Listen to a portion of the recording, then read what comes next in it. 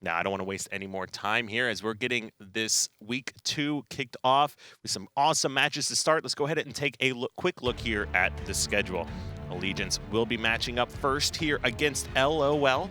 And that is going to be a must-win situation, essentially, for both of these teams. You've got a really rocky start. This is essentially currently ranked 7th and 8th going at it. It's still anybody's game. And Allegiance really wants to turn this one around because last season, let's not forget, they had a really rocky start, came out really strong to the end, but it was just too little, too late, and they fell short.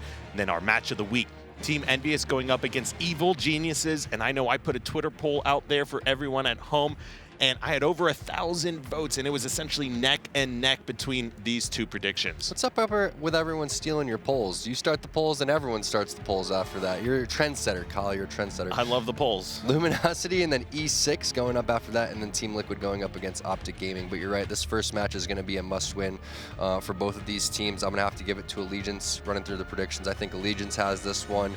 I'm going to have to say that this matchup here between Envious and EG, it's going to really show a lot about both of these teams. I think Luminosity and Optic Gaming have both of these maps and rounds locked up as well in day 2. So those are my predictions, how I think things are going to pan out. But again, this season's so competitive that it's hard to say. It's pretty insane at the level of competition has really closed in the last couple of months. We saw how dominant a couple of the teams were last season. We saw E6 going on this amazing run before. I don't know if we're going to necessarily see anyone going on a ridiculous streak. I think a lot of this is going to come down to matchups as well. I think that one team that may beat a certain team is going to end up losing to a lesser team just based on how the play styles are, and that's just the way Halo 5 works. That's a really good point as well, because you brought up how well that Lunchbox and Roy did. They actually defeated Optic at one point, and then you had Victory and Ninja go up 2-0 against Optic Gaming at finals. These are teams where the players just essentially match up well against that squad. Yeah, and then again, they replayed that same series, Optic Gaming going up against EG in scrims, and I believe it was like 11-2 in favor of Optic. So it's crazy to think that they got 3-1 a couple of days before, and then all of a sudden turn the tides, and you know they don't even take 3 games in a best of like 11-13 series. And we want to hear what you think there at home. So make sure you tweet at us using @ESLHalo, @HCS, and make sure you include the hashtag HCS so that Tom and I can hop on after the broadcast, take a look at all your feedback and all your thoughts on how this season is going to play out, or what things happen that you were really excited about as well. Now, make sure you spell check your tweets before you send them out, because I just had like the worst tweet ever known to man. I said, soon we're starting the HCS soon. Make sure you tweet in because we're starting soon. And that was my tweet. So sorry guys if you retweeted that one. Yeah, I went ahead and avoided that one. But our first match, like we said, Allegiance going up against Team LOL.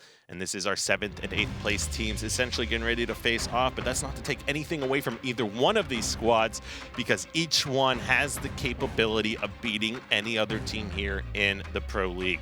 Now, of course, I want to take a quick look here. After the vetoes have already happened, we do have our current series layout.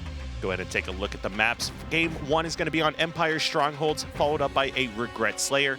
Game number 3, Stasis CTF for the Rig Strongholds. And game number 5, Eden Slayer. Something to keep in mind is that this LOL squad has been already dealing with team changes. Maniac's not going to be on the roster, so they're already finding new fourths to play with, and they've been practicing with different fourths. So to me, it's, you know, a toss-up on what is their roster going to be right when this game starts. Is Maniac even a part of the team right now? Are they going to go with, you know, Rhynoob or something like that again? So it looks like they're going to be going with Renegade this time around. And that's, you know, a pretty solid choice. It's interesting to see them go from someone like Rhynoob that had, you know, a really good objective game, and now they go with Renegade, who's a really solid Slayer, and Renegade dropped 32 kills on that Sunday in Game 4 on the Rig Strongholds going up against Elevate. Maybe that, you know, made his stock really rise up, and that's why they're possibly trying him out here. So totally different strategy here coming in for LOL than the last week. And let's see if it's able to pay off for him. Yeah, and I want to see what Renegade has in store for us, because he did have a great weekend. And obviously this kid's doing something right if some of these squads like Ace, APG here are looking to actually team with this player and see how he can perform against the rest of the best. Yeah, and it's Empire Strongholds. The battle for this overshield and battle for the pit is what this one's all about. And Renegade is able to grab that overshield pretty late. So that one was 11:38. It'll be popping back up at 9:38. Also, LOL getting control of the pit is going to be pretty big. They need to get control of that side base as well. Let's see what Renegade opts to do with this. Heinz picking up a big double kill is going to help them out. They need to capture the side base ASAP on the red side and then just not overextend here. There's no reason to die, so Ace needs to make sure he stays alive. Ends up getting a kill onto Felcated. But if they do collapse, they need to make sure that they're aware of the spawns. A lot of times people will just die here, and that's exactly what they did. And they could have just sat back and just watched that pit area or waited for the outside push to red. So a little bit overextension coming out, but they did trade some kills, so it's going to reset the map. Yeah, I mean, as long as they're trading kills here, when you have control, you're going to put yourself in a pretty decent position. They do have the pit here as well.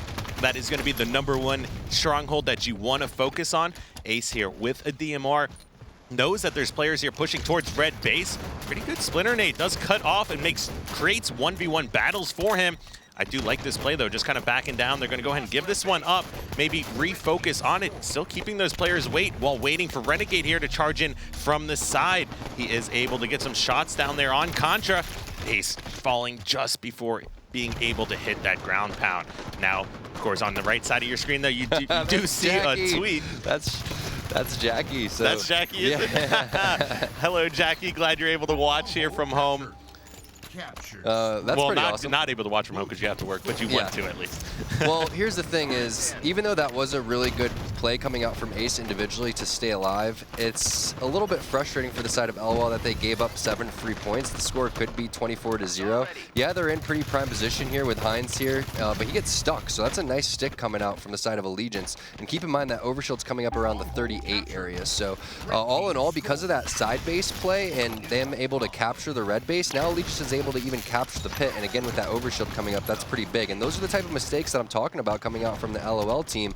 Ace was in really prime position. Where was the rest of the people to collapse? So now Allegiance is going to take full advantage of that. They're outside perfectly when the overshield's coming up. Contra's over here looking for a possible triple kill, sees Ace, gets that kill. Overshield's still sitting there. They're able to grab that one at 9:25 now. So that's going to be rough coming out for LOL. Nice stick coming out from Contra onto Renegade.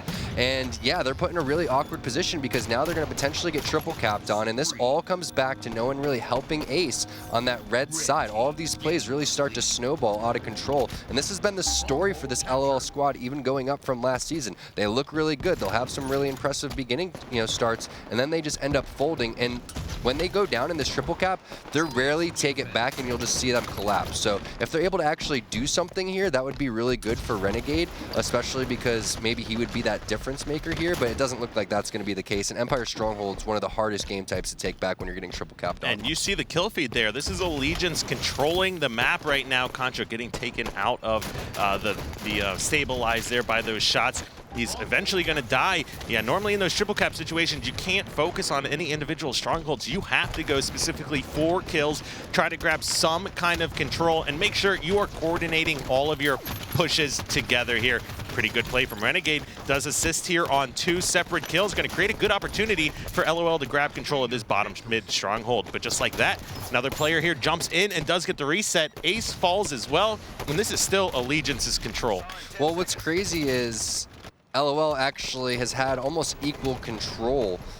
When they talk about like time of possession, for example, in football, they've had possession of this map for almost the same amount of time as Allegiance, but Allegiance was able to get that triple cap and rack up so many more points, and also was able to capture those side bases, which stopped the LOL lead from continuing. So with this overshield coming up here in about 20 seconds, no one from the side of LOL is really in position for this, and Heinz is going to go out there and trade kills. That's not going to be enough. It is a 2-on-2 situation, but the positional advantage is heavily in the side of Allegiance right now, so I'm sure they're going to be able to lock this one down and be able to continue this. If you're the side of LOL, you have to at least get a burn on this overshield. And there's good battles going on. Predevinator doing a great job of getting that player weak. He's going to be taken out as well. This OS is a lot on the line here as far as who's going to be able to control the next minute or so of the game. Ace does burn it, but not able to, grab it or let that recharge for him. Now players are dying, and control of the bottom mid pit is going to go over to LOL. So, essentially the purpose or what you need from that overshield was accomplished from LOL. Yeah, they needed to burn it, but the problem is Allegiance, yeah, they got the pit back, which is a good start for them, but I don't know if they're being able to keep it. So yeah, they sacrificed the pit again. And that's just because of the amount of pressure that was on for them to go over towards the overshield. And that's not a good situation because you're stuck between a rock and a hard place. You have to go out in there and bird the overshield, but you also have to get the pit at the same time. So now you're forced to make a decision that you don't want to have to make. And there goes the pit back to LOL's side. So this is it for them. They really have to lock this setup down. They need to control, maybe even get a triple cap here because it's only pretty much 20 points there for Allegiance to walk away with this one, which is pretty much just one more retake for them. With that overshield coming up in a minute here, it's going to be pretty even, and I don't see map control really going in anyone's favor, so Falcated can't really push in there by himself. He needs to go in there with a teammate. Meanwhile, while he's distracting in the pit, other players for Allegiance are making their way out towards the outside. Ace needs to win this battle. Sloppy shots, uncharacteristic coming out from Ace, and Shooter's going to get the kill. That could be the opportunity they need to capture that side base. Heinz needs to win this one against Devin, but he does have help from APG, so nice teamwork coming out from LOL. They should be able to capture the side base and immediately have to rotate towards outside in the pit. Oh, and APG walks out of the hill as that player jumps in the window. He's able to reset the hill against two players almost instantly. That's a triple cap here with 90 seconds already obtained. Unless they grab one here now, and it's only one player currently there. They are not going to have enough time to focus and grab a second one. Allegiance, as long as they don't essentially blow the situation right here, they're able to contest the hill long enough to end this one, and that is going to look like what we are seeing here. So with a game number one, strong performance out of Allegiance, they are going to be able to pick up the victory here.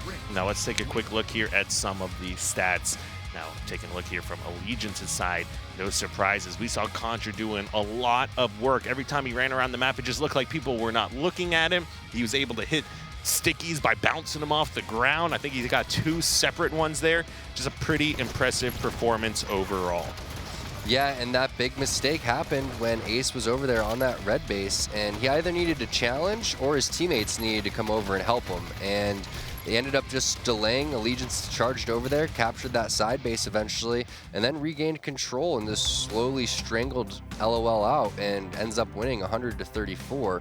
And keep in mind, they got that first 20 points for free. Not for free, but they earned it.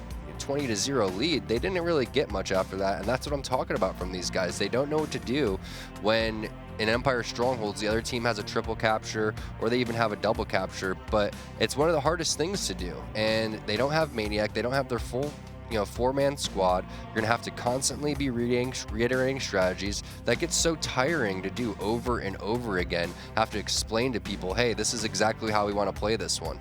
Not only that, they have a new coach as well. I believe it's Flamesword is stepping away from that coach and manager position, and they have Skeptical coming in. So pretty new. I've known the kid for a long time, but essentially new to any kind of competitive format or actually participating in some of these games. There's going to be a lot of weight on his shoulders as well, trying to fill those shoes of Flamesword. Now, we were talking about how difficult it can be to break out of a triple stronghold capture there, and that is going to kind of carry over to this Regret Slayer, because once you start getting caught on a spawn trap, which is essentially the same thing that happens on Fathom, Regret is one of those maps that it is extremely difficult to regain your footing, and that's why we see such big swings in the kill count. Same kind of thing with Coliseum, where one team starts off up 10-0, all of a sudden you look at the score and it's tied at 11. So crazy things like that happen all the time on some of these type of maps. Well, the good thing about Regret Slayer is that it's one of those maps, kind of like Eden Slayer, where everybody, even Rig, all the Slayers in Halo 5, they're all not the maps in Halo 5. Yeah, they're not as in depth. The Slayers mainly, they're not as in depth as say Strongholds is. Strongholds takes a lot more strategy, and you have to have a lot more plans, take back strategies, things like that. Slayer on Regret, you can kind of wing it. Everybody knows control top center. Everyone knows get the overshield, control car side, take back control through the car side of the map, try to avoid going pink by yourself, all those type of things. So let's see if LOL is able to actually just outslay these guys, because the slays were pretty even in that very first one, but the overshield going over to Contra, he grabs that one at around 11:48, and it's a 3-1 start already coming out for Allegiance. This is a really good start for them. Yeah, so the opening with that overshield going over to the hands of Allegiance, so exactly what they wanted to start with to open this one up. And, like you said, the objective game types, there's always an additional element added to the game. And whether or not it's going to be the Slayer or the Strongholds, you need to know how to break out of setups. That is the most important thing. because it's whatever team makes the least amount of mistakes is going to win. And one of those mistakes is giving up those free deaths or you know, committing to a battle with a teammate fallen already or one of your teammates already dead. You need to take advantage and use like a 4v4 numbers game. Nice move by Falcade. I don't know if you guys picked that up, but he was crouching P1, and as Kyle was talking about the take-back strategies, the take-back strategy is to go car side, but LOL ended up cutting that off with grenades, but somehow Falcade managed his way to pink 1, and he also had the storm rifle, and he ends up picking up a double kill by switching over to his carbine. So that's one of the things that you really got to do, is you either got to push out car side, which this player is doing right there, Renegade, and that's a really smart play by Devin to actually control this area with the scatter shot, and you can just sit there and rotate back and forth. He's going to go top center because no one on his team's in there. It looks like he wants to collapse as well, so he runs in there, aggressive play onto Hines. It's going to clear out red base. Now the rest of his teammates need to spread out towards top center, but solid lead, 11-4, and again, I think that Falcade was really the MVP so far this game, just based on that sneaky play that he was doing pink 1. All right, let's take a look at Falcade, the newest member to join the HCS Pro League, obviously besides Renegade that we're seeing here as well, but he did come from the open circuit, join this Allegiance team, and he's been having a lot of success here so far. Just been able to perform really well. His shot is on par with some of the best of them, and he's essentially fitting in with this squad well. Yeah, I'm not really sure what Ace was looking at. He was like staring at a bird that was flying in the sky or something like that, but he's over here car side, and this is definitely a game type that you can make a comeback on. Only down 5 kills, plenty of time to do this. I like that play coming out from Ace to drop on there because the overshield's coming up, but unfortunately for him, Contra, the person that grabbed that previous overshield's going to burn it, but here's the possible comeback coming out of LOL. Ace needs to secure top center area. I'm curious. Okay, he's going to grab the battle rifle, so he's going to make sure that he goes over here and just locks down top center. Nice shots onto Devin. Immediately needs to get back up top, maybe do that jump over there, but makes his way over towards pink instead. Renegade's going to die to Contra, but they need to make sure that they work together here and no one challenged to the death. Just keep your shields, do exactly what Ace is doing, but everyone needs to spread out and get into top center, otherwise being in this position is useless. Yeah, he's doing a good job. He's already on a wingman here, and Tom, if I didn't tell you before, you can be my wingman anytime. And just like that, he is going to be taken out. Switch over here, take a look at Shooter. Shooter, of course, coming over from Enigma 6, had a great performance at finals. Clearly a top player here in this game. Does a great job of avoiding grenades, but there's going to be too many in there coming in from LOL. And now we go back on board with Renegade. Nice cross-map shots, does pick up a few there. You can see there looks like Allegiance is just putting a lot more emphasis here currently on pink side of the map. Yeah, and Renegade ends up dying there. That was a pretty big kill. You need to stop the bleeding somewhere if you're Allegiance, but this is exactly what I was saying, where you can just run and gun. The strategy's pretty basic here.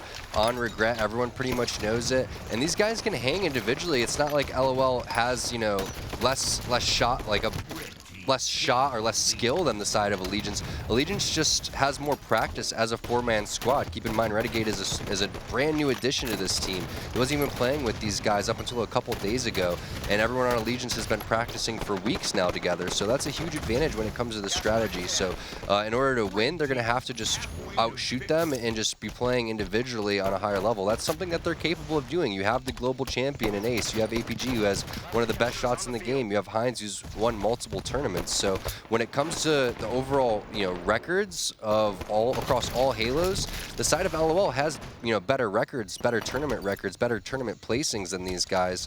But when it comes to Halo 5, on the other hand, it's hard to beat Contra and Devin because they've worked so well together as a duo for so long. I like this play a lot here. Rather than dropping down and going for that overshield, Falcade picks up the plasma pistol in efforts to kind of shut down any influence that overshield might have over on the game. Nice. That was the overshield player in Renegade as well, and that's exactly the right play to make here by Falcade. And just like that, even with LOL grabbing that overshield, the third overshield of the game, it is Allegiance that's able to take a lead.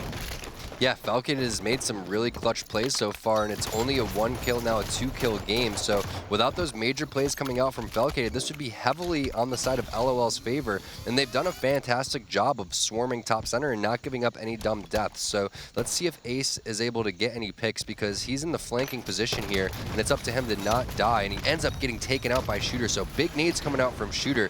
Ace was doing a really risky play. If his teammates were able to collapse, he would have been able to pick up any weak players, but they ended up spotting spotting him beforehand, and once you get hit with those hit markers, they're obviously going to throw another grenade. So nice play coming out from Shooter. Yeah, and Ace comes off the respawn, grabs a kill here. Hines clutches it up and picks up that kill on Contra, who could have almost had a double. Still looking at a 2-point game here. Control essentially even. Both players hiding down and locking down one side of the map.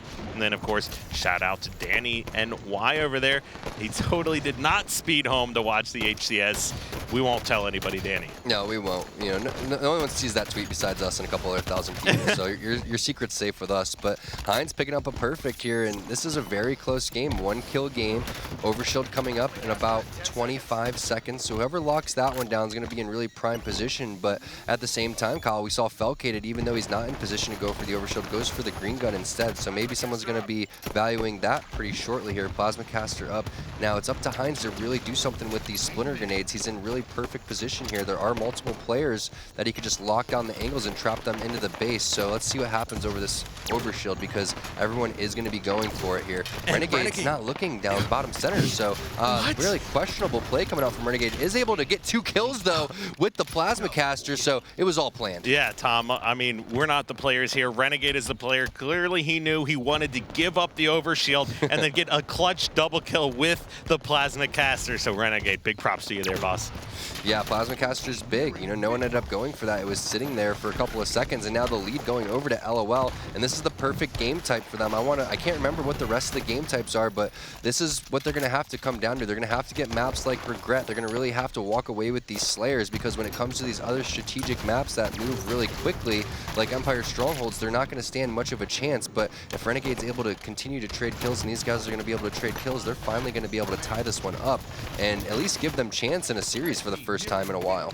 And Contra staying alive in that situation was pretty big. They were down 5. Now it's cut down to 4. Now 3-kill lead here for LOL. You can see, obviously, Contra does not know there was a player there by his outline, but sees the grenades coming from that bottom plasmacaster area. APG popping out too far with not any of his teammates there, and now it's only a 1-point game. So those are the kind of deaths you cannot afford, especially when you have a lead at the end of a game like this. And I'm not a big fan of 3 people collapsing on this. Yeah, they do get the kill on Ace, but everyone on the side of LOL is going to be able to at least get out of their spawn here. So 3 or 4 people looking for 1 kill is not typically how you want to do it. You'll need 1 or 2 people helping out, and now they're going to have to fight back for map control. So let's see if that's going to come back to bite them in the butt, because LOL noticed that and then got extremely aggressive. So I'm not sure if it was because it was Ace and they needed to prioritize killing him because they feel like he's one of the stronger players on this team, or if it was just miscommunication. But either way,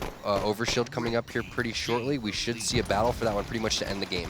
And it was 44-38 favor of LOL just a moment ago. Now lead over towards Allegiance. And APG, a second unaffordable death reversal with a perfect from Contra. And now down by 3. This was LOL's game to win. I don't know how they were able to just sacrifice and give up this lead with the Overshield player, with a Plasmacaster player collapsing on the bases. APG getting caught out once again. 4 or 5 of the last deaths in this game. That's a heartbreaking loss. That's a heartbreaking loss. There was no reason for APG to challenge that underneath the base. He went 4 and 16. So when you're having a bad game like that, statistically speaking, you need to lay back on the challenging as much. Yeah, it seems like you're kind of getting spawn trapped and getting the short end of the stick at times, and everyone's had those games where it just seems like nothing's going your way. But if nothing's going your way, you need to try to eliminate as many deaths as possible. Running around on the bottom of the map, as you can see, and also big kills coming out and big plays coming out from Felcated that ended up being the big difference maker eventually. But as you can see, he does get the double kill here, Renegade, but it would be much nicer to actually have the overshield in your hands and not have, and this is the play that we're talking about. So APG just way too far out and not, you know, no reason to challenge. Doesn't use his thrust the correct way, and that's a big, big heartbreaking loss for LOL. They could have finally made a series close. So often we've seen them go down 2-0 and then win that 3rd game to make it 2-1, and we've seen them lose 3-1 numerous times. They never put themselves in a position to win that 1st game or at least be 1-1 in the series. They're always fighting uphill. They have a sub, so many things going against them. I can't imagine how frustrating this is for them. That was, I mean, I would have locked that up to a mistake by Renegade, not setting up and helping to get that overshield. but he turned a bad situation into a good one and essentially clutched up for his team. Yeah. And then as a team member, you see players, you see Optic Gaming, you see Enigma 6 just crouch around the map consistently. What you cannot be doing is have a big lead and then just keep jumping out and running out of the base and giving up all these free deaths. That was, I hate to say it, but that was an unacceptable performance. Well, that game was on APG. Let's see if he's able to brush it off, and hopefully he doesn't continue to have many more of those here in the season. He's been playing a lot better, but that's another really good start here for Allegiance. And 2 out of these 3 games, they've won the opening beginning strategies, which, again, that's something that LOL needs to really work on. And, you know, let's see if they're able to bounce back. Again, they've been able to win a lot of these game 3s, and they've been able to brush the games off that they've lost. They're just not able to string together consistent wins, and that's been really their Achilles heel. Now, APG can absolutely bounce back from this. He's been playing really well online. He had a good last week, if I have to say so as well. That was not a characteristic performance of him. He, you know, whatever is going on in his situation, though, like you can cut back those deaths. 16 deaths.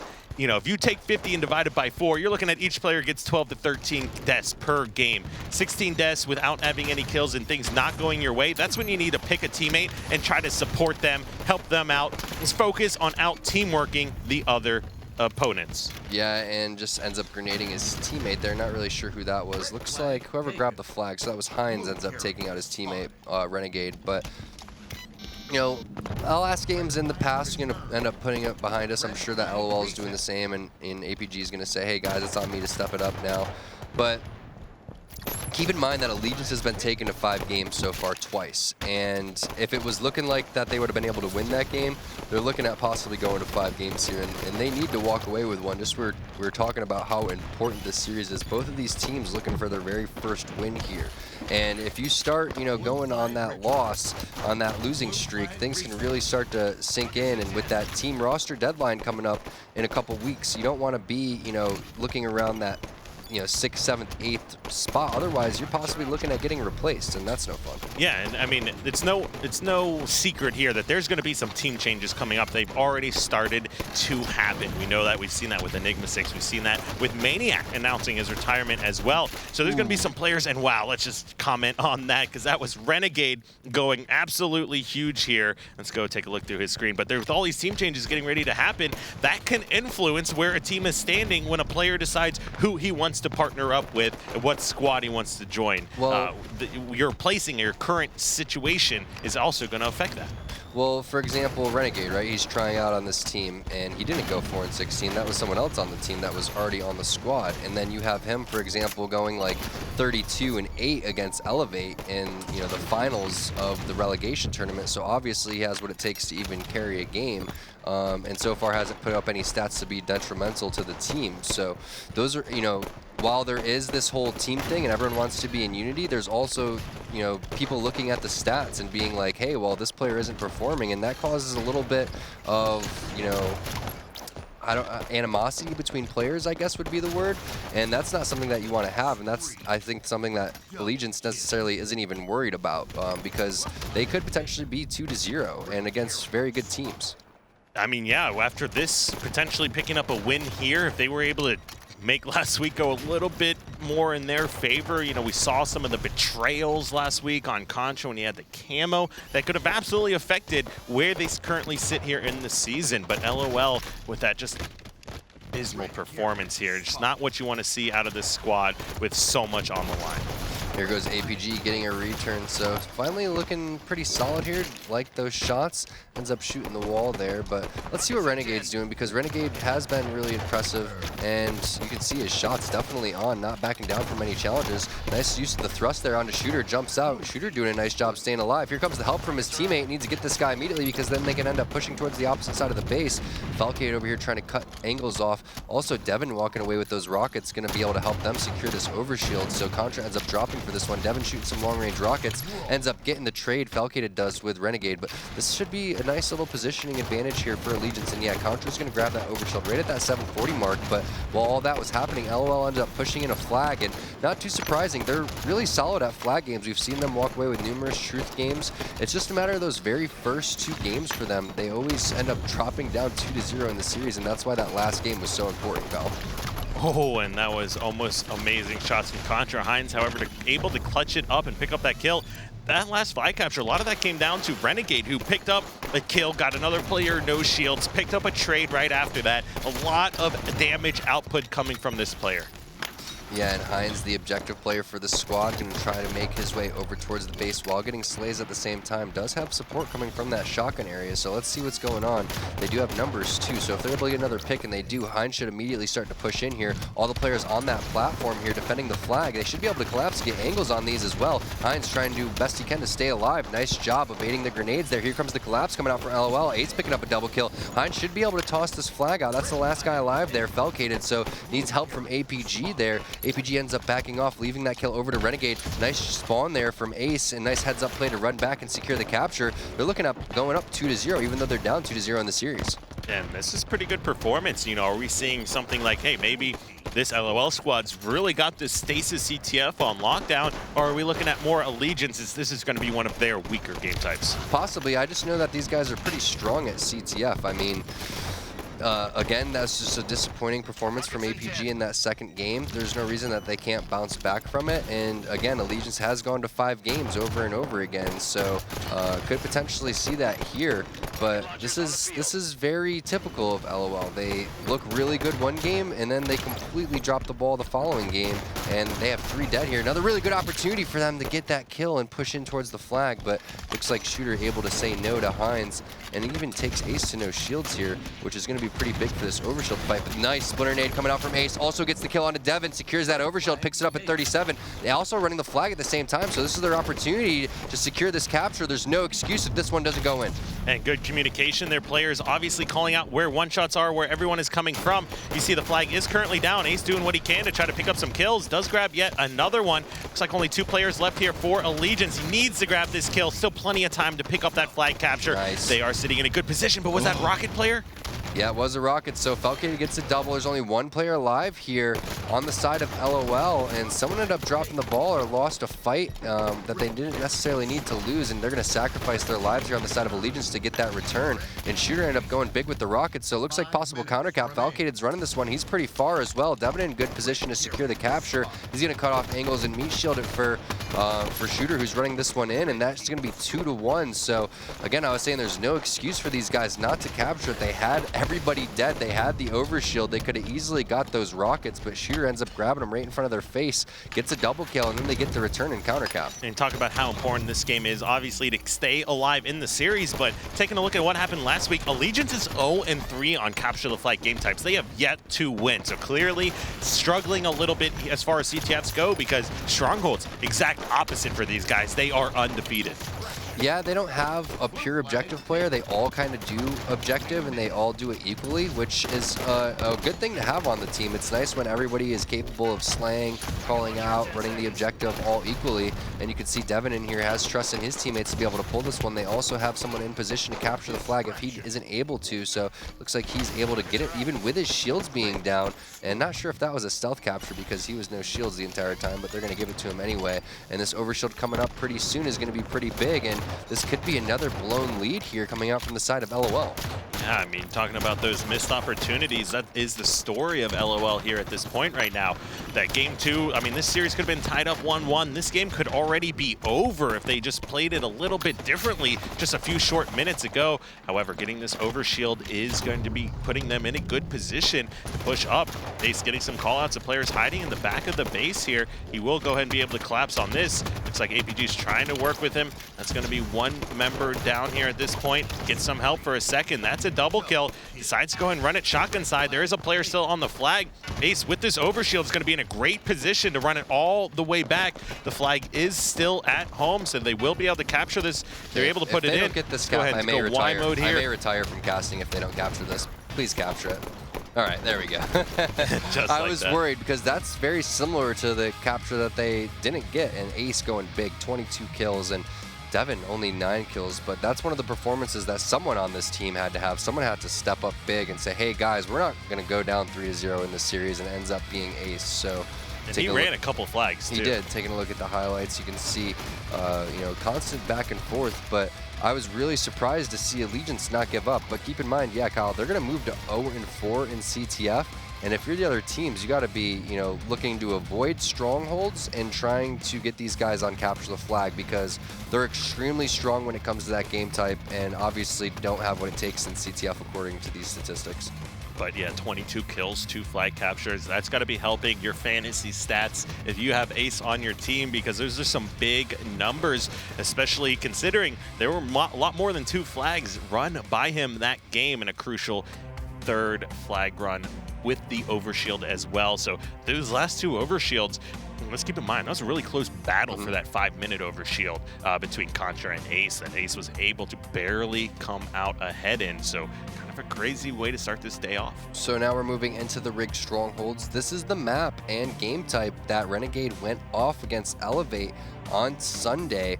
And keep in mind though, Allegiance, they're amazing at strongholds. They really lock it down. They play it really well. They did lose a couple of game 5s that both were on the rig, so that's potentially, you know, maybe one of their weaker strongholds maps compared to say like Empire, Eden, or Plaza. So this could be an LOL series. It could be a good opportunity for him to get back. It's going to start with, you know, players like Ace or Renegade. Someone, maybe it's APG, maybe it's Heinz. Someone has to get, you know, go big. Someone has to control the railgun. Someone has to be on top of these camouflages. But overall, taking a look at their screens, I'm not seeing much difference in, you know, shots or decision making. Just really minor things that we saw in that game too. Mainly the over challenging. So they're hanging in there. Again, Allegiance has always made these series close so far, and I wouldn't doubt if LOL would be able to put it again. It's really important for LOL to come out strong, make sure that's securing the camouflage, make sure they're not giving up any, you know, dumb captures or anything like that, and let's see what they're able to do off the get-go, because they've been losing the beginning starts to Allegiance pretty badly. And with this being rigged strongholds, like we saw last season, we saw Ace go off and actually hand Optic Gaming their very first loss of summer season on rigged strongholds. It kind of spiraled that whole you know, Optic Gaming being weak at rigged strongholds kind of conversation there. It's like one of their very first wins to pick up. He had some huge numbers there. But Renegade, like you said as well, this weekend did some amazing things on this very same game type. So you do have 2 players that feel really at home here on the rig.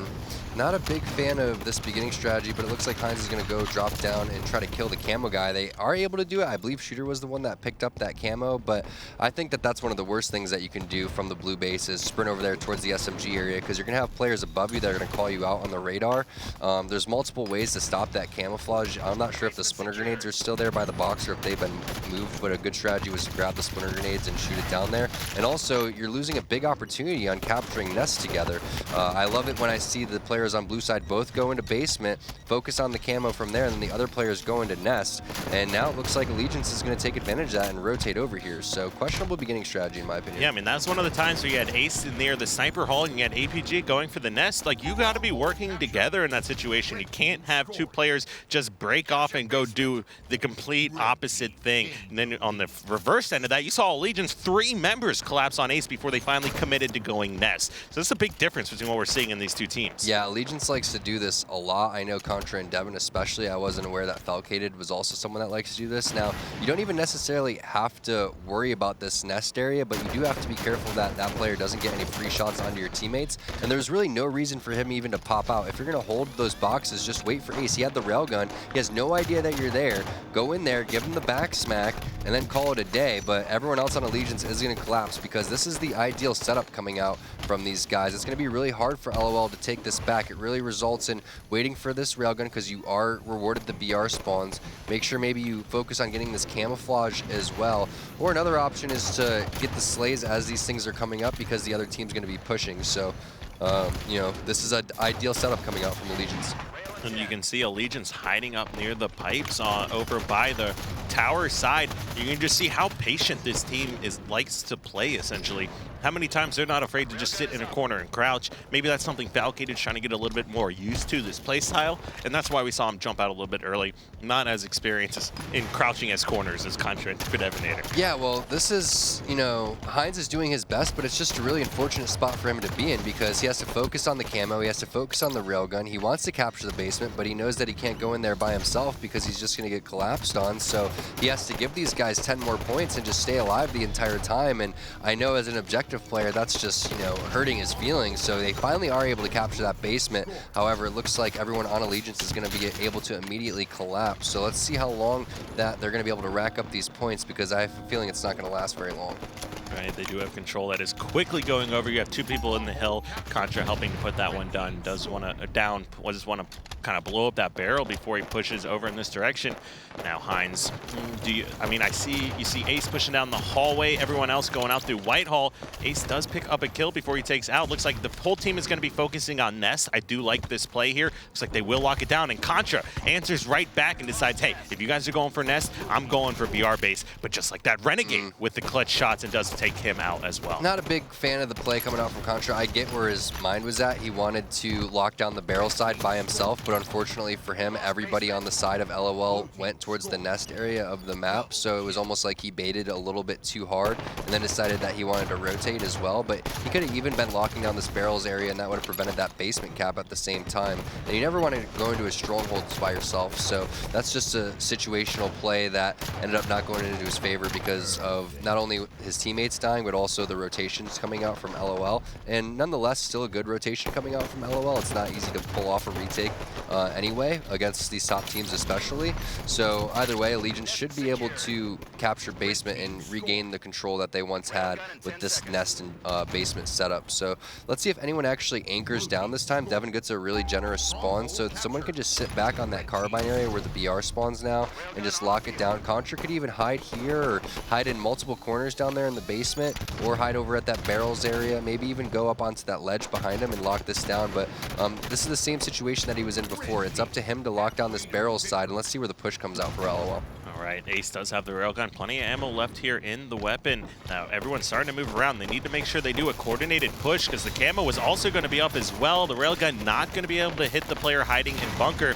Looks like he does get some hit markers here. Player is weak, hiding behind the box. Ooh, Contra again. It's not very likely that, you know, it's not very often that we see Ace getting outplayed, but we've seen that twice so far today. So nice play coming out from Contra, able to take down Ace, who had the railgun, and also they were able to secure the camo at the same time. So Ace had an opportunity to potentially have that camo railgun, but elected to turn around and try to get Contra out of that basement area, and that's going to really open up the map for the side of Allegiance. And now Devin has that railgun camo combination instead. Renegade needs to get this big kill onto him. He does. So huge kill on the camo guy. Let's see if they're able to capture this basement area. Whoever just spawned needed to double cap this with them, or at least rotate over there and start grenading this area. That's going to be Hines. He went to the white corner area and is a little too slow on that rotation. Does get a double kill, however. It's just a little bit too late though, because the points are racking up quickly for Allegiance, and they only need 25 more to end this game. Now it looks like there are two players over near Snipe Hall. They're trying to push out. Good play. They may be giving up Ness and focusing here on basement shortly. They are trying to contest the players hiding at carbine. They know you need to take out the players that are anchoring the position for two different reasons. One, the different lines of sight that you can get. Contra again. That was an amazing play coming out from him. Even picks up a double kill after that. And I was saying that's kind of that same situation that APG was in. That APG went back and challenged in that regret game. And Contra instead elects to just use his radar to his advantage, baits it, waits for that player to charge, and then gives him the 3-shot beatdown with the pistols. So that was a big game changer there. Let's see if the rest of Allegiance is able to capitalize on this one. Devin's in a really powerful position with this shotgun. The railgun does drop. Looks like APG is going to grab that one. Here comes the basement rotation coming in from the barrel side for the side of LOL. APG needs to get this kill, ends up putting that railgun away. Does take that player to no shields. Renegade's going to clean this one up. Time running out though. Camo coming up soon. LOL is going to have to make a move. And taking a look here at Shooter's screen as he's trying to stay alive, contest. There's good teamwork coming out from those two players. Falcated now from Allegiance with the rail gun. He still has 3 shots left here in this weapon, and with already 95 points on the Stronghold and no one in position to contest a kill yet, they need to get at least 2 kills right now if they have any chance of bringing this one back. Yeah, they needed to charge out a while ago. APG was over there crouching top SMG area, and this is just too late now. It's pretty much over. I mean, that was weird. I didn't see any sacrifice coming out. Only 5 kills there for APG, so combined with with 2 games, that and the regret game that they ended up losing, only 9 kills total. So rough outing for him this series, and Allegiance is going to walk away with this one 3-1. And that's what we're talking about these LOL guys. It's so frustrating if you're one of their fans watching them play. And I know Ace is your brother, it's probably getting to you a little bit too, where they look so good in these games. They could have been up 3-0 in that Stasis CTF. Heck, they could have won and walked away with regret and been up 2-1 in this series, but they end up losing 3-1. And most of the times when they win a game, they just collapse the following game, and it makes me just scratch my head and wonder what's going on with these guys. I mean, right at the end of that game, you saw Renegade go for Basement, you saw Heinz go for Nest. I mean, you have one opportunity based on the amount of time left on the clock there, and you need to make sure you make 0 mistakes. Going and getting a triple cap by yourself, each person capping a stronghold by themselves on a map, just doesn't happen. You're Optic Gaming, that's not going to happen. And they're trying to do that with one opportunity. Not only that, based on the amount of time left in the clock, you needed to stack players in the same stronghold to even capture it quickly enough, and it's something they just weren't doing. If you're blue and we were on board with Heinz to start that game, there's no reason to go open field, go underpass, make your way towards the camo. It just makes no sense in my opinion. You have the basement, send 2 people into the basement, double capture that, grab the shotgun, grenade the camo. Also be aware that the railgun guy is going to come either from, basement window, or he's going to come from barrels area eventually. Focus on killing those guys together, then go over towards the nest area, double cap nest, and now you're putting yourself in a really prime position to hold the strongholds, and that's what this is all about. So either way, we do have a winner view going on with, I believe we have Shooter. So let's see if we can get Shooter involved with this one, and he's got to be feeling good. Finally, Allegiance getting their first win. All right, Shooter, are you there? A interview, I like it. What's up, guys? Hey, what's up, man? So, yeah, I mean, you guys haven't won a CTF game yet so far this season, but you guys look amazing on Strongholds. Why do you think that is? Well, today I think our CTF wasn't too bad because we're a red Stasis side, and it's pretty known that blues really favored, and we only lost 32. I think all of our CTFs, besides the one we played against Luminosity, have been 3-2, and we should have won them. The Fathom that we played against LG, we should have won, and the Truth that we lost 3-2 against EG, we should have won. So it's just a few minor adjustments that we have to make. But other than that, I mean, we're 2 game 5s away from being 3-0 right now. So I'm really happy with how we're improving. Not necessarily how we're playing, but how we're improving. Every single week we're getting better. I gotta say, I have the same exact bedspread, and then I have that same exact calendar in there. You do? And that's kind of weirding me out. I'm like, wait a second. Oh, what's going on? But yeah, so. And then I followed you on Twitter, and you didn't follow me back, but you got the same bedspread. What's up with that? What? What's going on? I didn't know. I'll follow you back. That's very unlike me. I'm joking. No one knows it's me. Okay, all right. So, yeah, I mean, let's talk a little bit about how close those games were and where your team's mentality was, because very well you guys could be 3-0, and instead you're 1-2. Did you guys realize how close those series were and just, staying focused and taking it day by day, or was the team necessarily affected by those close losses? We were pretty affected. I mean, it's heartbreaking, especially in this pro league. You can't afford to lose close series and choke close games. So, like, it's already 3 games in, and we've already done it twice, and we really have no more room for error. So we got to learn how to close out like we did today, and keep doing that throughout the pro league because, like I said, we don't have much more room for error. Now, how do you feel about the Pro League this season as opposed to last season, and with the team changes that have happened and the weaknesses we're seeing out of Optic Gaming? What are the biggest things you see happening with this fall season as opposed to summer? I think the biggest thing I've noticed is we're starting to see that the skill gap is closing between everybody. Any team can beat anyone, in my opinion, any given week right now. So it's just a matter of making sure that, if you're playing, you're ready to play every single day, because if you're tired that day or you didn't prepare well enough, like, you're going to lose. Because I feel like every team, even LOL that we just played, I feel like every team is capable of winning.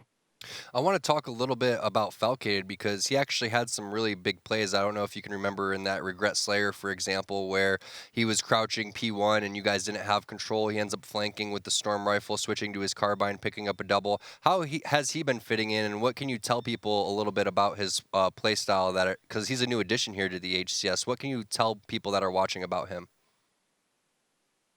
Yeah, it's funny because I never played with Mike before we even ran that day. I've really never played with him, but um, it's just playing with him one time. You can tell, like you can tell when you play with someone one time if they know how to play Halo 5, and it's clear that he knows how to play. And he's still younger, and he still has a lot to learn. He has like deaths that he can avoid sometimes, but other than that, I mean, he's an amazing player for how he is right now, and he brings so much to this team. So I'm really happy to have him. He definitely seems like a really solid player, and we're going to be seeing a lot more from him in the future. Well, Shooter, I wanted to thank you for taking the time to join us. Congratulations on your first win. I'm sure it's not going to be the last, and we'll see some more great things out of you. And best of luck tomorrow as well.